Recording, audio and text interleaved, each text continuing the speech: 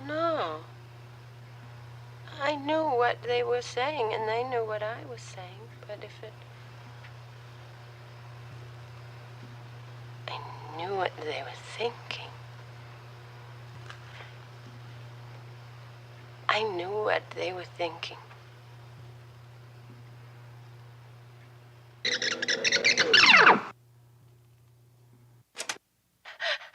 I said, you promised I could have the book. And he said, I know it, but the others object. And I said, but this is my proof. And he said, that's the whole point. They don't want you to know what happened. They want you to forget all about it. I won't forget about it. You can take the book, but you can never, never, never make me forget.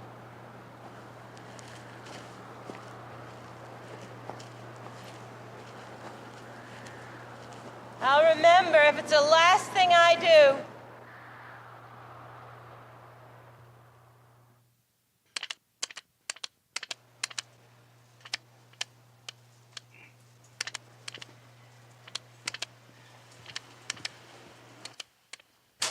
Why do you think they were examining your skin?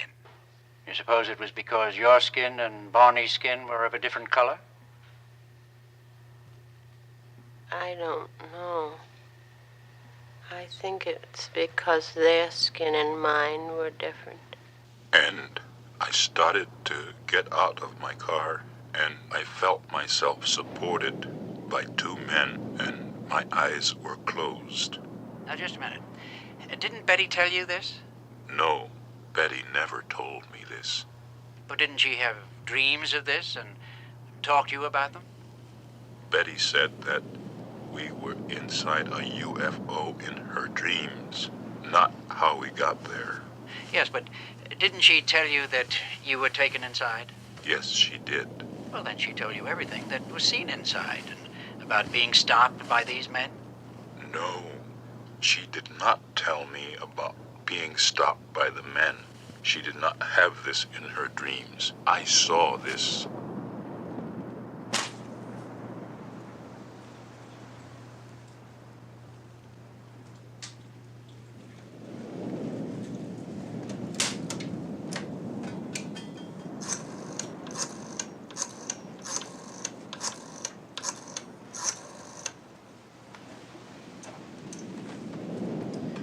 General Davison, please.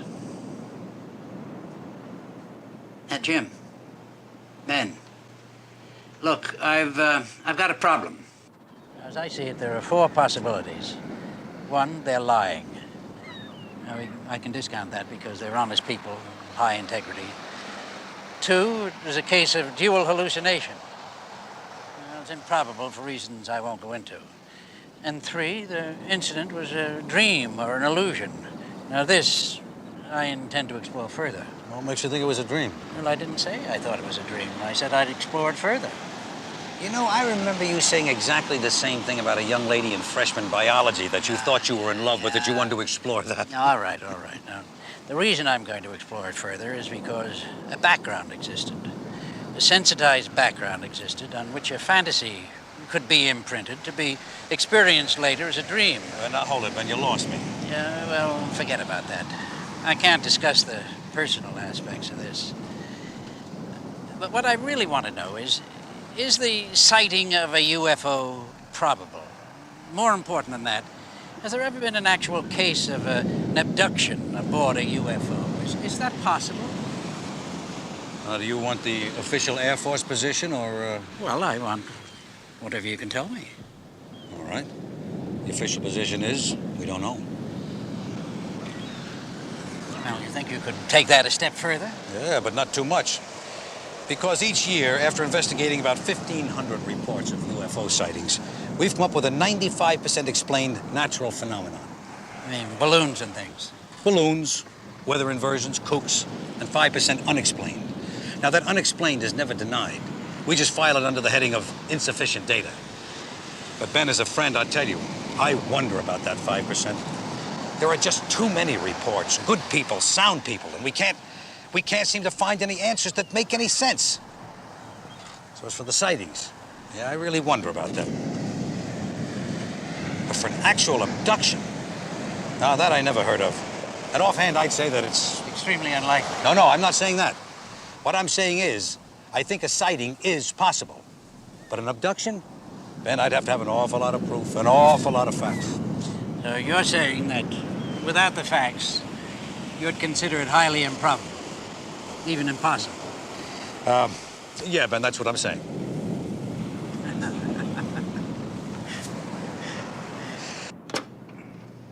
Barney and Betty Hill have hypnotized each of them separately, and each of them separately remembers in general the same experience.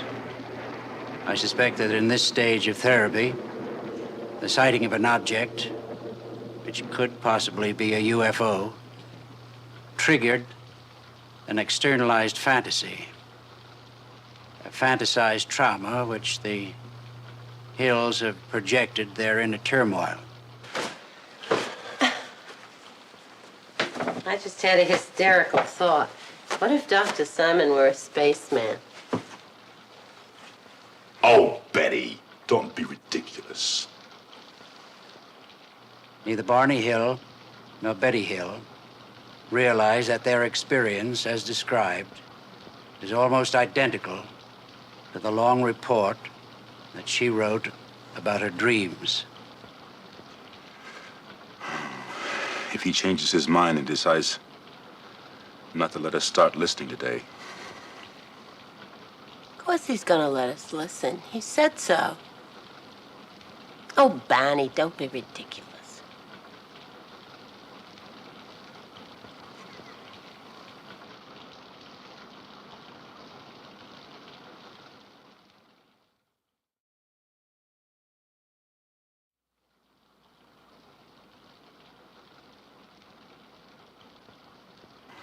If he changes his mind and decides not to let us start listening today.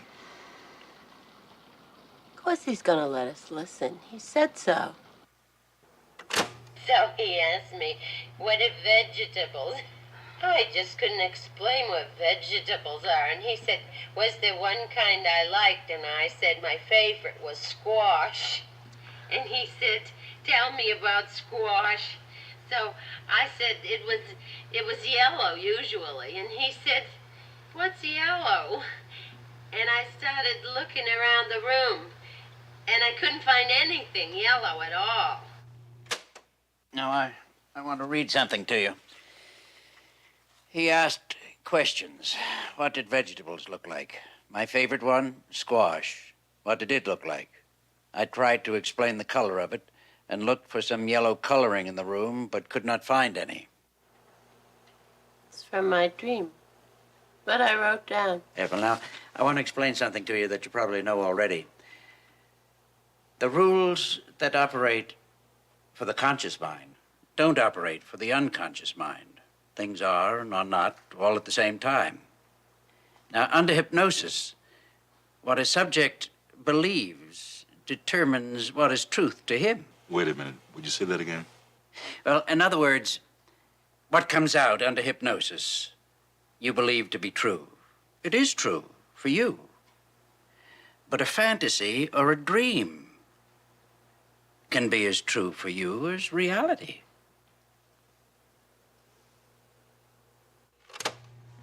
I said I hoped that somehow we would meet again. Maybe he would come back. And he said, well, he would try.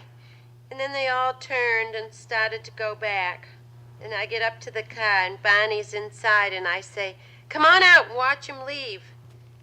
Don't be afraid, Delcy. There's nothing to be afraid of. And so we're watching them leave, and it starts glowing, getting brighter and brighter. It's a large ball, a big orange ball, and it's glowing and rolling just like a ball. And I'm so happy. Suddenly, the ship became a bright glowing object, and it appeared to roll over like a ball, turning over about 3 or 4 times, and then sailing into the sky. There's one thing I don't understand. Suppose it was a dream. Could we have both had the same dream? Well, that's an aspect that's been puzzling me, and no, I don't think you could. At first I thought, because Barney was more ready for a trauma, that he had transferred a fantasy to you. Then I thought, because it seemed more likely, that you had transferred your dreams to Barney. Because Barney is more susceptible. Well, I'm not quite sure how to take that. But I'll tell you something. I don't really care if it's a dream or real, because the longer these tapes play and the more we listen to them, the deeper and deeper we get into it, I feel as though something is being lifted off my shoulders. And it's better than suffering with it, you know. All those anxieties and wondering. That's the whole point. The point is to relieve the anxieties. How do you feel now, Betty? I feel fine. I guess it was just the fear of the unknown had me so scared. And I don't want to be operated on. You don't want to be operated on. What makes you think of an operation? Oh, I just remembered something. I don't know if I went into this detail or not when I was hypnotized. What detail? Well, as I was listening to myself... Oh, I don't know. Maybe it's just psychological. I didn't want to hear any more of that for a while. What detail? As I was listening to myself, I remembered what they examined my groin with. It was a circular instrument, and they pressed down with it. You know that small ring of warts that developed in an almost geometrically perfect circle around my groin? Since the therapy began, it's become a little painful, inflamed around the whole area. And I was wondering, those warts originally appeared way back in 1962 when I had no conscious memory of the events aboard the craft, right? Now here it is, 1964, and they get inflamed. How's that possible? I don't know. It may still be part of a shared fantasy. But I just don't know.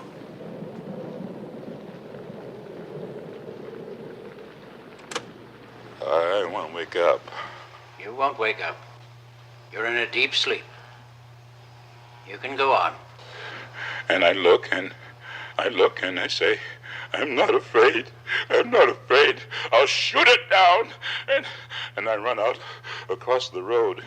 And there it is, up there.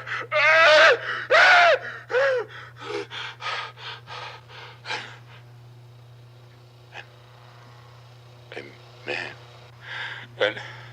and oh, God, give me strength. I'll fight it off. I'm not afraid. And I run out across the road, and there it is, up there. Oh, those eyes. Oh, can I please wake up? Go on. This won't hurt you. Experience it. It won't harm you now. I gotta get my gun. I gotta get Can I turn it off? No. I gotta get out of here. I gotta get my gun. I gotta get my gun. I don't like them putting their hands on me. I don't like them touching me. It's all right, Barney. Just be calm. It's all right.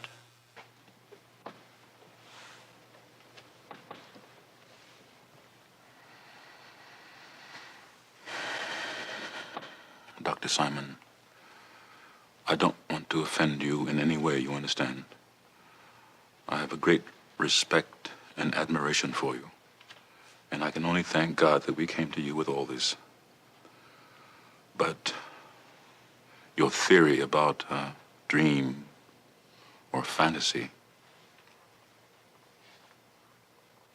it's real. It did happen. I know that now.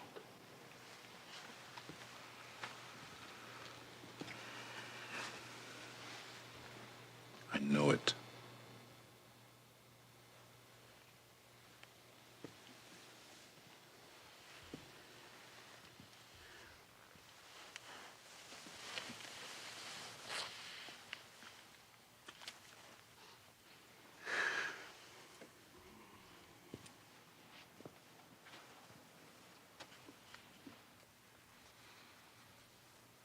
Dr. Simon, I haven't said before either how grateful I am. I just want to say, too, thank God we came to you with all this. Well, thank you, Betty and Barney. Thank you both.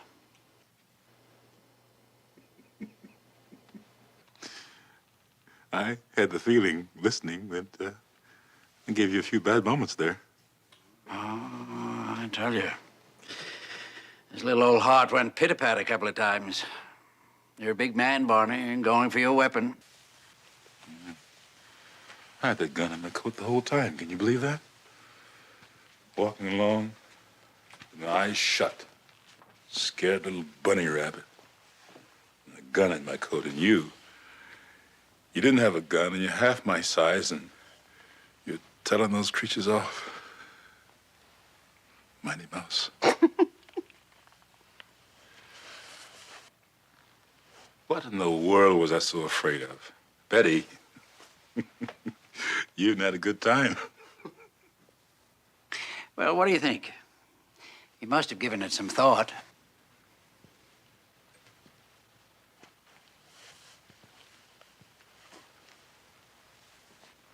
The bunny, capture, bondage.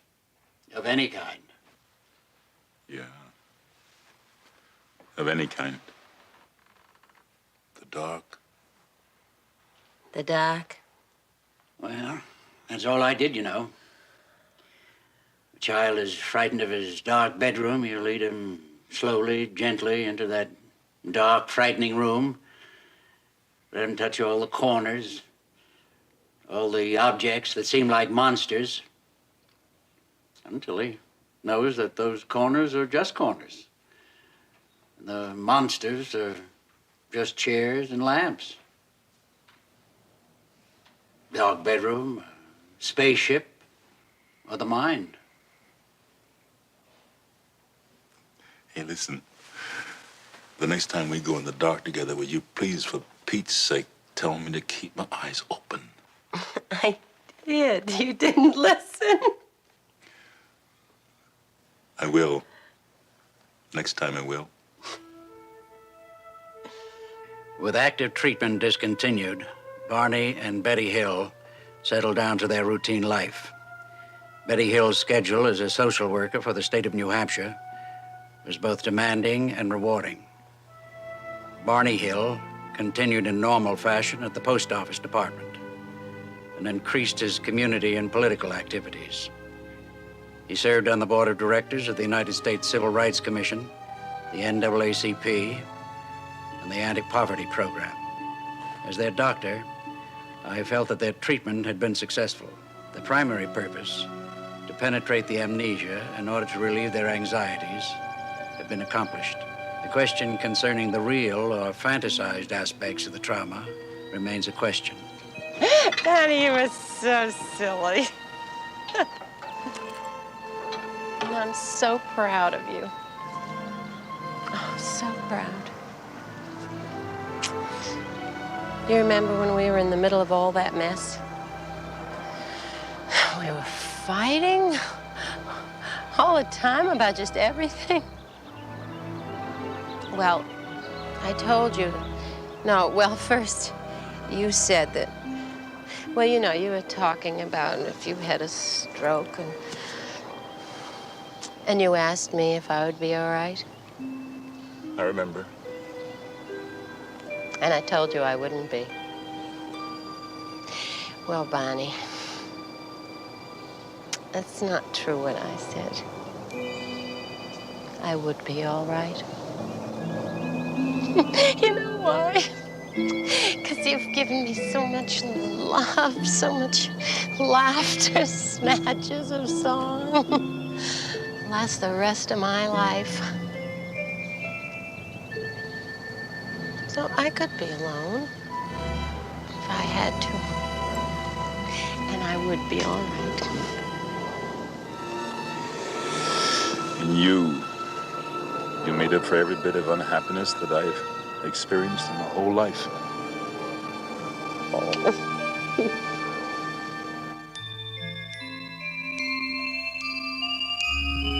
In 1963, under hypnotic suggestion, Betty Hill drew from memory the map shown to her aboard the spacecraft.